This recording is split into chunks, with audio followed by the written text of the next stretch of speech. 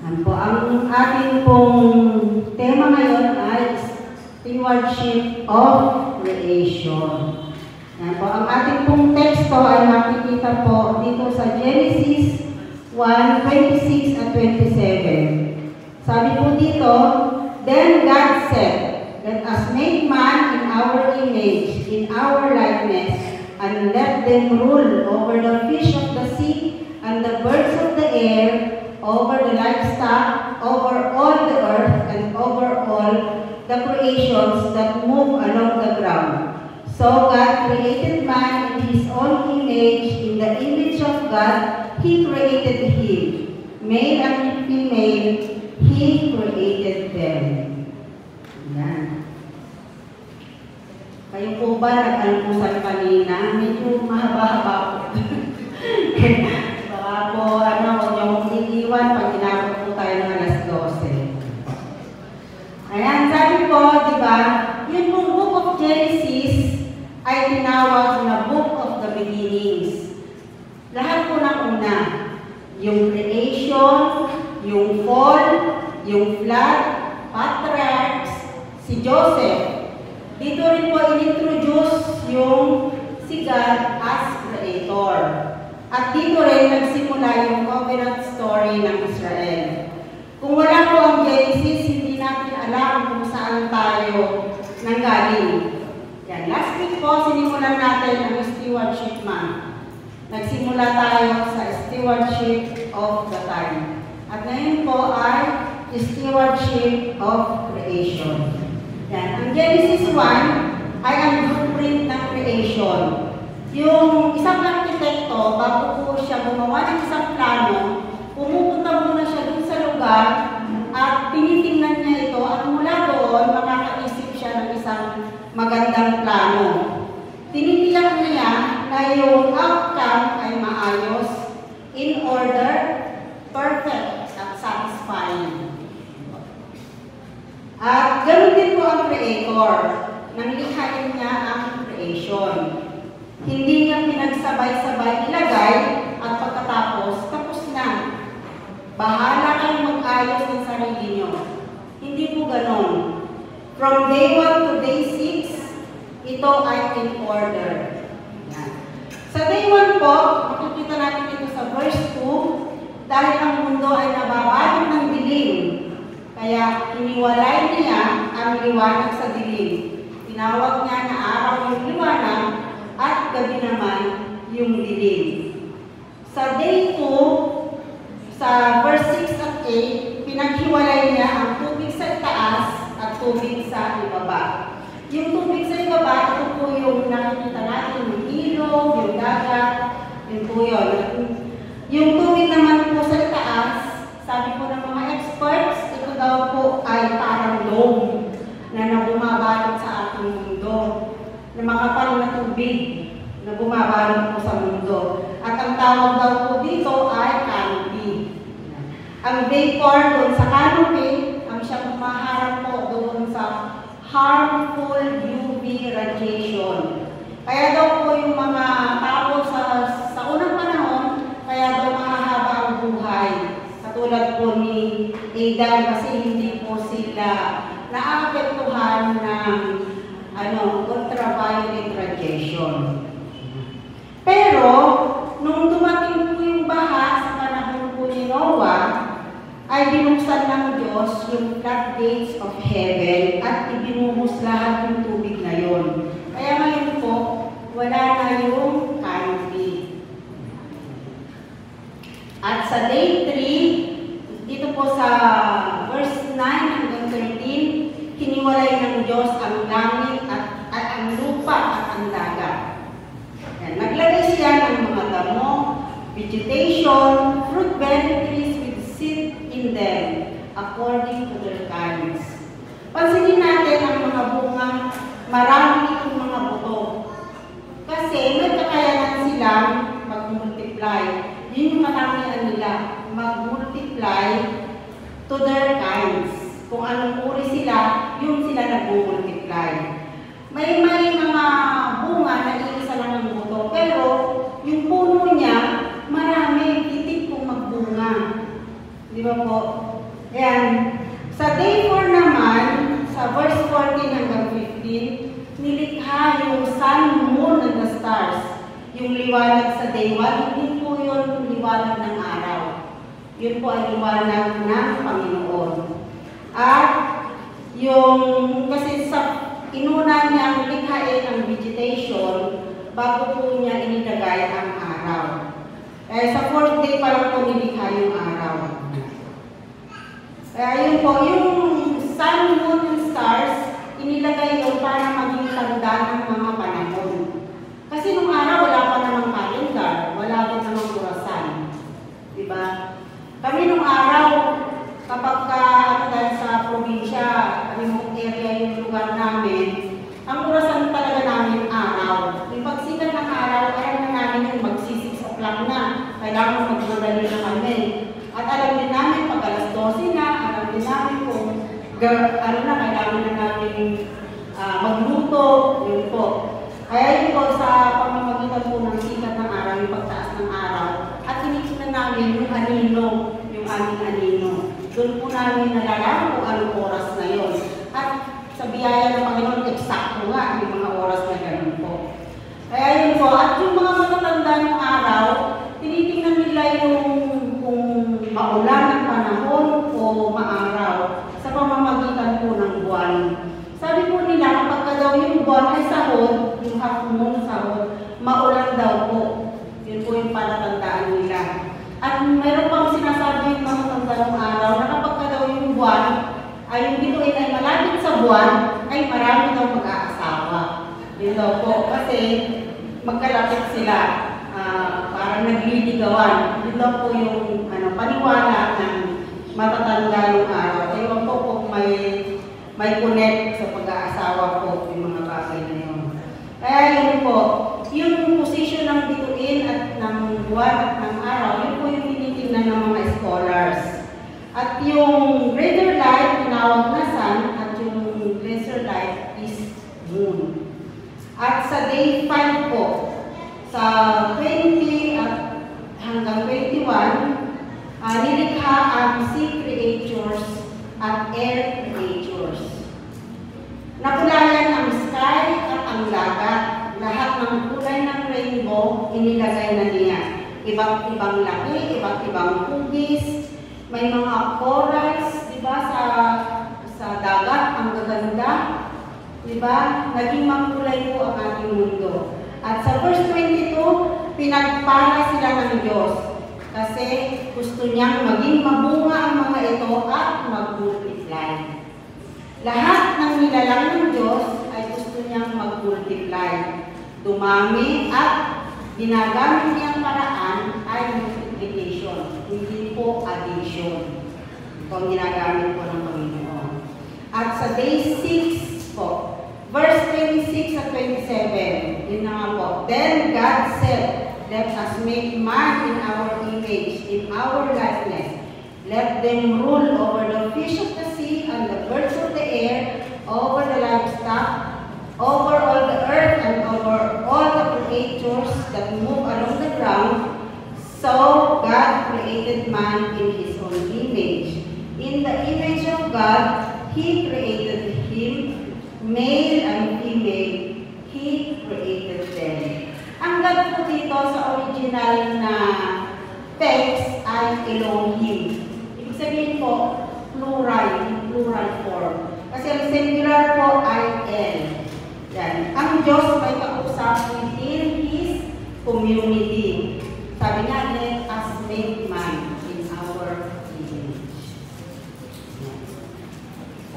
Kaya po, tinanong po, diba, may Genesis 1. Kasi po, hindi na tayo maluloko ng evolution theory. Na ang tao ay nanggaling sa ubod. Kaya po ako naniniwala ako, huwag man kayong mag-click. Naniniwala ako na maganda ako. Yan. Diba? Kahit hindi na yung bayan, naniniwala po ako doon. Kasi nilikha ako sa wangis ng Diyos. At sabi niya, it was very good. Kaya kung ako yung pangalan, narinig ko yun. It was very good. Kaya kahit kung sabihin nila, maganda talaga ako. Yan. Ayun po. Kaya yung pagkakalikha sa atin. Naniniwala po ba kayo, special, yung pagkakalikha sa atin? Kasi, una, we are bearers of God's image. Kaya po tayo special. Yung pagkalikha natin ay sawamis ng Diyos. Pangalawa, special tayo kasi mayroon siyang inilagay sa atin na nagmula sa Kanya. Ito po yung Kanyang hininga, yung Espiritu. Yan. Yung ibang creations, ginawa niya sa pamamagitan ng salita. At yung pangatlo, special tayo kasi ginawa niya tayong tagapamahala, katiwala ng Kanyang creation. Hindi niya ginawa yung malalaking hayop na naunang nilikha niya para maging siya yung maging katiwala. Tayo po yung ginawa niyang katiwala ng Kanyang creation. Yan. Sabi po ng mga scholars, ang ating mundo, from Adam to Abraham, ang pagitan daw po nun ay nasa 2,000 years. From Abraham to Jesus, 2,000 years daw din po ang pagitan nun. And from Jesus hanggang sa kasalukuyan sa ating present day church ay nasa 2,000 plus years na kasi nasa 2025 na po tayo. Kaya 2,000 plus years na. Kaya ibig sabihin, 6,000 plus years na ang ating mundo. O baka hindi pa doon, hindi na nagtala yung iba. Ibig sabihin po, matanda na yung mundo natin at marami na itong pinagdaanan. Kaya kung titingnan natin ang mga nangyayari sa ating mundo, masasabi ba natin tayo ay naging mabuting katiwala? Ang gubat, kalbo na. Ang bundok, ginawang subdivisions. Ang ilog, ginawang basurahan. Ang dagat, ginawang tapunan ng mga chemicals. Ang mga corals, sira na. Yung mga bukal, kinabunan. Ang palayan, ginawang bahayan. Sinira natin ang kalikasan. Yan. Ang epekto, malawakang pagbaha. Global warming. Kakulangan ng pagkain. Polluted ang hangin. Nararamdaman po ba natin yung mga epekto ng ating kagagawan? Yan. Wala tayong disiplina sa pagtatapon ng basura. Tapos pag bumaha, sino sinisisi natin? Gobyerno. Diba po? Gobyerno. Pero sino ang nagtatapon? Tayo.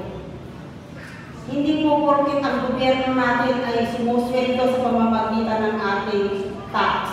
Sila na ang may kasalanan. Hindi po. Kasi tayo yung unang-unang nagkakasala. Diba? Sa pagtatapon natin, sa walang disiplina natin pagtatapon ng basura. Kaya po nagkakaroon ng pagbarado sa mga kanal, sa mga estero. Kung titingnan po natin itong likod, ano nakatapon po dyan? Mga puno, mga sanga, mga yero, styro. Kaya pagkatapos po, pag umulan at bumaha, sino sinisisi? Gobyerno. Hindi po ba? Tayo po yung may nagagawan. Tayo ay mga katiwala ng creation. Tungkulin natin na ito ay ayusin, palaguin, linisin, trabahuhin. Isang napakagandang epekto ng pandemic ay ang pagkakaroon ng malinis na hangin. Diba? 2 years po yung pandemic. Pero ang naging libangan ng mga tao ay magtanim. Naging magandang paligid. Naging maberde ang paligid. At nagkaroon po ng malinis na hangin. Yun po yung isang epektong maganda ng pandemic. Sa matagal na panahon po, mula nung kami malipat dito sa Luzon, wala akong nakikitang paro-paro o yung tutube. Yan, yung tutube. Pero nung nagkaroon po ng pandemic,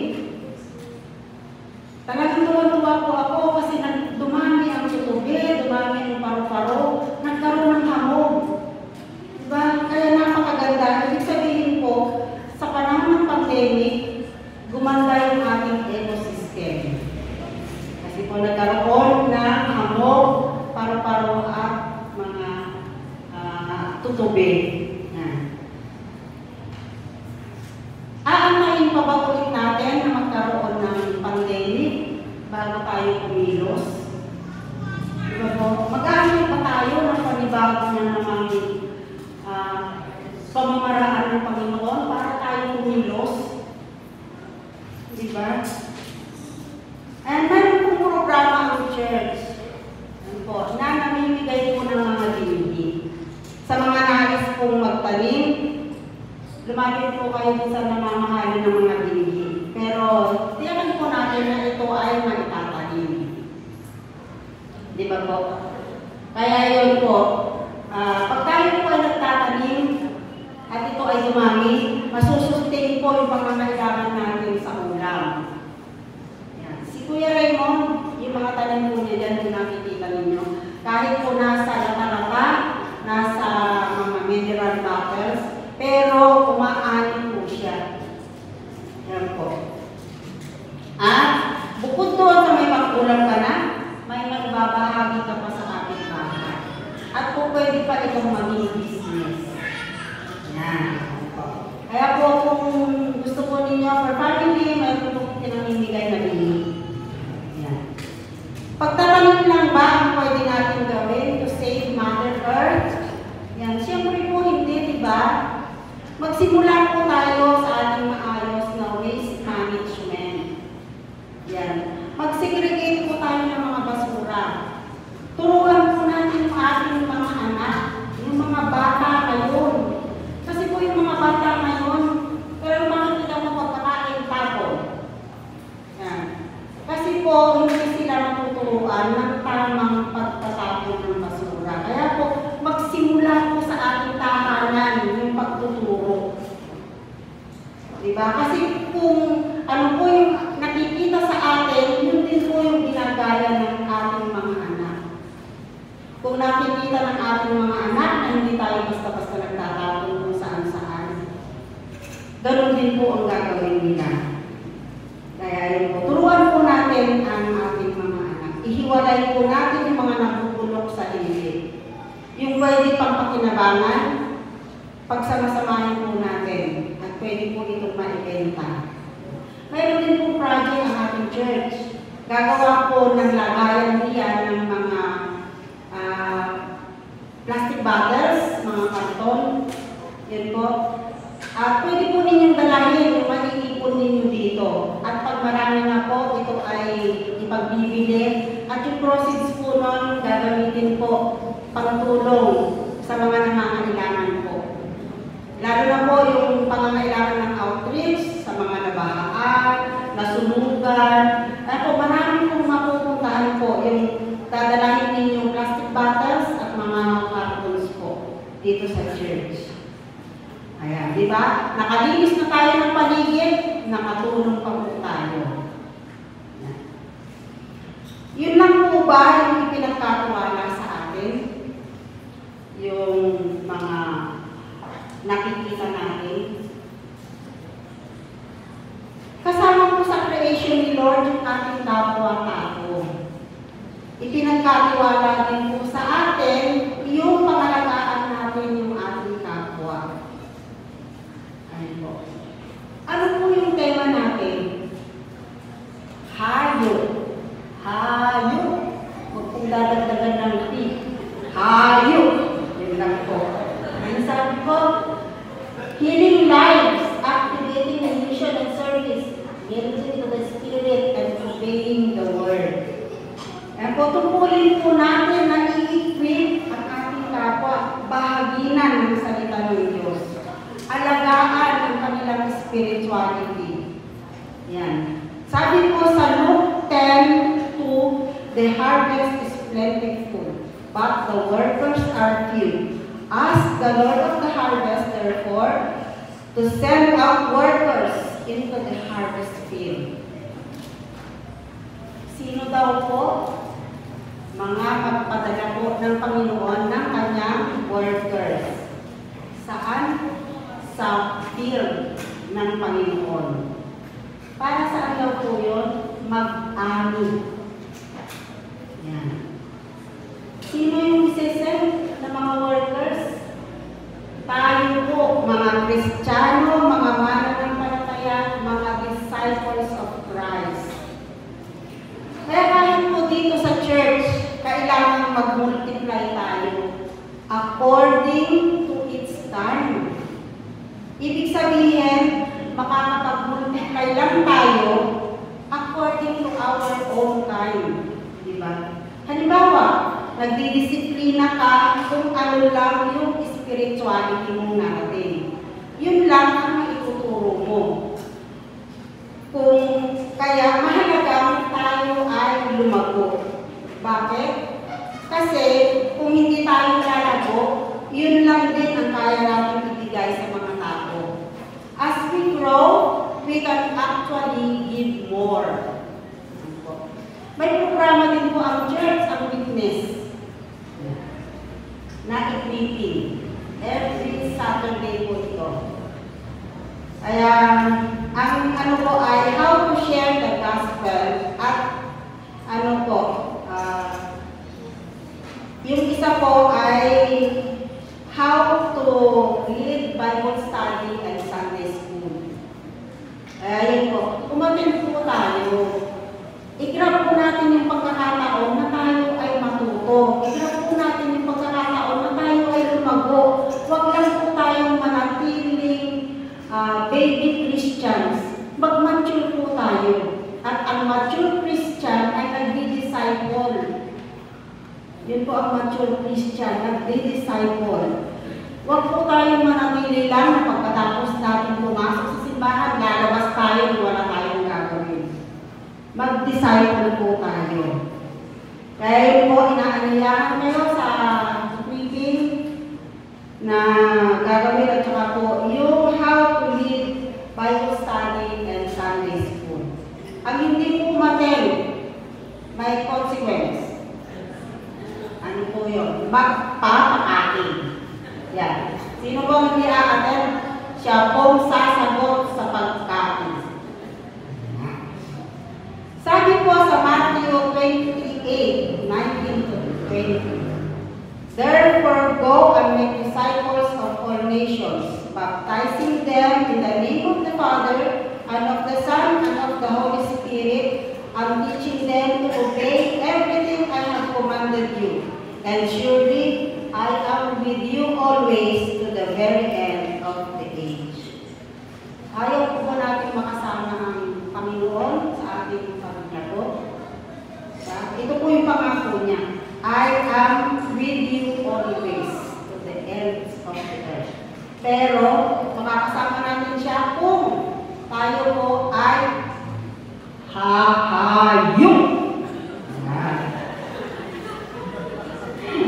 Kaya po yun, bilang mabuting katiwala ng creation, makakaasa po tayo na pagdating ng panahon ng Panginoon sa kanyang muling pagbabalik.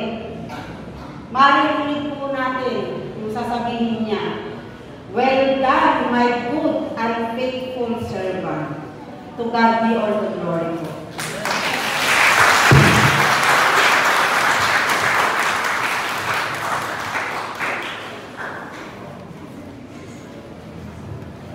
Pinatawaran ko muli ang ating sabaling ko.